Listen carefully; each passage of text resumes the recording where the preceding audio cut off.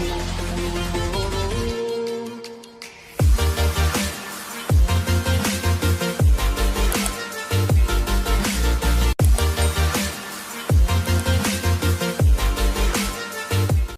sih yang harus menjadi tim pelaksana kegiatan atau TPK di desa?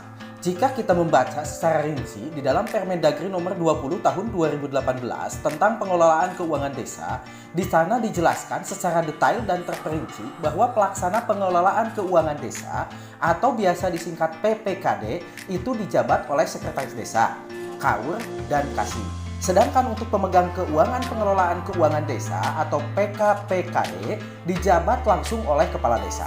Jika kurang jelas, silahkan buka dan baca kembali Permendagri nomor 20 tahun 2018, tepatnya di pasal 3 dan 4. Perlu sobat ketahui bahwa dalam Permendagri nomor 20 tahun 2018 yang disebut tim pelaksana kegiatan ialah tim yang membantu tugas KAUR dan Kasih di dalam melaksanakan kegiatan pengadaan barang atau jasa yang sifat dan jenisnya tidak dapat dilakukan sendiri. Itu artinya kepala desa tidak perlu mengeluarkan lagi surat keputusan atau biasa kita singkat SK untuk mengangkat tim pelaksana kegiatan untuk membantu KAUR dan Kasih dalam tugas pelaksana kegiatan anggaran. Misalnya membantu proyek pembangunan, penyelenggaraan pemerintahan, pembinaan, atau pemberdayaan. Kepala desa cukup mengeluarkan surat keputusan untuk mengangkat tim pengadaan barang atau jasa atau biasa disingkat TPBJ untuk membantu tugas KAUR dan Kasih dalam pengadaan barang atau jasa. Pasal 7 ayat 1 Permendagri nomor 20 tahun 2018, KAUR dan Kasih dalam melaksanakan tugas sebagaimana dimaksud dalam pasal 6 ayat 4 dapat dibantu oleh tim yang melaksanakan kegiatan barang atau jasa yang karena sifat dan jenisnya tidak dapat dilakukan sendiri. Maka berdasarkan Permendagri nomor 20 tahun 2018, tugas dan fungsi KAUR dan Kasih pelaksana kegiatan anggaran atau PKA adalah 1. Sebagai pelaksana kegiatan anggaran sekaligus penanggung jawab pelaksanaan kegiatan untuk kegiatan yang tidak memerlukan tim pelaksana kegiatan atau TPK. 2. Sebagai penanggung jawab dan koordinator pelaksanaan kegiatan yang dilaksanakan oleh TPK. 3. Menandatangani perjanjian kerjasama dengan penyedia atas pengadaan barang atau jasa untuk kegiatan yang berada dalam bidang tugasnya. Mari kita lihat Perka LKPP terbaru. Sebenarnya apa sih yang dimaksud tim pelaksana kegiatan itu? Pasal 1 ayat 13 Perka LKPP nomor 12 tahun 2019. Tim pelaksana kegiatan yang selanjutnya disebut TPK ialah tim yang membantu KAUR atau Kasih dalam melaksanakan kegiatan pengadaan barang atau jasa yang karena sifat dan jenisnya tidak dapat dilakukan sendiri oleh KAUR atau Kasih. Nah, jelaskan dalam Perka LKPP bahwa yang dimaksud TPK di sini ialah TPK untuk pengadaan barang atau jasa, bukan TPK yang membantu melaksanakan tugas PPKD. Berapa sih jumlah TPBJ yang ideal dalam satu desa? Pada dasarnya, jumlah tim pengadaan barang atau jasa atau TPBJ adalah mengikuti jumlah kegiatan yang dianggarkan dalam APBD. Namun, berdasarkan ketentuan pasal 7 ayat 1 Permendagri nomor 20 tahun 2018, tidak semua kegiatan barang atau jasa memerlukan tim. Berikut contoh kegiatan yang tidak memerlukan TPBJ adalah sebagai berikut. 1. Penyediaan penghasilan tetap dan tunjangan kepala desa. 2. Penyediaan penghasilan tetap dan tunjangan perangkat desa. 3. Penyediaan jaminan sosial bagi kepala desa dan perangkat desa. Dan yang keempat, penyediaan insentif atau operasional RT atau RW. Selain kegiatan di atas, sebenarnya desa dapat menetapkan TPBJ untuk kegiatan lainnya. Namun, dalam kegiatan tersebut dimungkinkan KAUR atau Kasih dapat melaksanakan subkegiatan tersebut secara langsung. Misalnya, kegiatan penyelenggaraan operasional desa yang terdapat subkegiatan pembayaran honorarium PKPKD dan PPKD. Maka subkegiatan tersebut langsung dilaksanakan oleh KAUR atau Kasih dengan menyampaikan SPP kepada kepala desa melalui sekretaris desa. Lalu, bagaimana tata cara membentuk TPBJ? Adapun cara pembentukan tim pengadaan barang atau jasa ialah diusulkan pada saat musyawarah penyusunan RKP desa.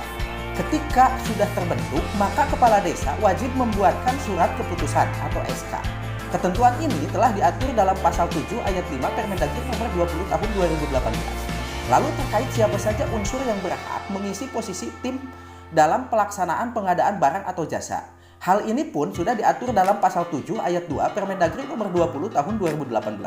Tim pengadaan barang atau jasa berasal dari unsur 1. Perangkat desa, 2. Lembaga Kemasyarakatan Desa atau biasa disingkat LPD, dan atau 3. Masyarakat. Sebagaimana dimuat dalam pasal 7 ayat 2 Permendagri nomor 20 tahun 2018 yang berbunyi, tim sebagaimana dimaksud pada ayat 1 berasal dari unsur perangkat desa, lembaga kemasyarakatan desa, LKD, dan atau masyarakat. Terdiri atas 1. Ketua, 2. Sekretaris, dan 3. Anggota.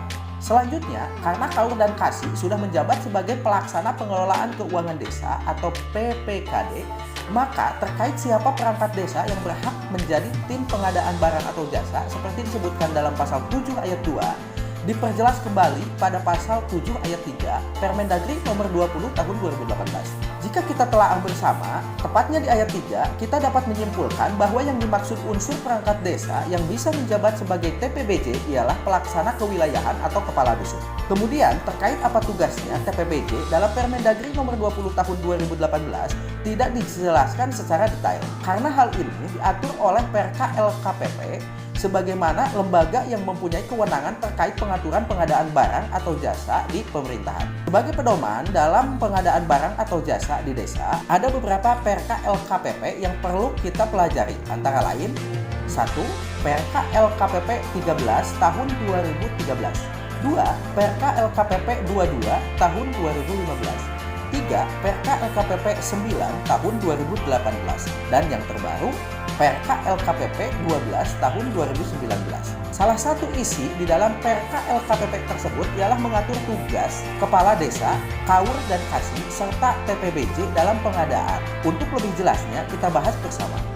Tugas kepala desa dalam pengadaan barang atau jasa. 1. Menetapkan TPK hasil musrembang desa. 2. Mengumumkan perencanaan pengadaan yang ada di dalam RKP desa sebelum dimulai proses pengadaan barang pada tahun anggaran berjalan. 3. Menyelesaikan perselisihan antara KASI atau KAUR dengan TPK dalam hal terjadinya perbedaan pendapat. Selanjutnya, tugas KAUR dan KASI dalam pengadaan barang dan jasa. 1. Menetapkan dokumen persiapan pengadaan. 2. Menyampaikan dokumen persiapan pengadaan kepada TPBJ. 3. Melakukan pengadaan sesuai dengan ambang batas nilai dan kegiatan yang ditetapkan Musrembangdes. 4. Menandatangani bukti transaksi pengadaan. 5. Mengendalikan pelaksanaan pengadaan. 6. Menerima hasil pengadaan. 7. Melaporkan pengelolaan pengadaan sesuai bidang tugasnya kepada kepala desa. Dan 8. Menyerahkan hasil pengadaan pada kegiatan sesuai bidang tugasnya kepada kepala desa dengan berita acara penyerahan. Selanjutnya, tugas TPBJ dalam pengadaan barang dan jasa. 1. Melaksanakan swakelola. 2. Menyusun dokumen lelang. 3. Mengumumkan dan melaksanakan lelang untuk pengadaan melalui penyedia. 4. Memilih dan menetapkan penyedia. 5.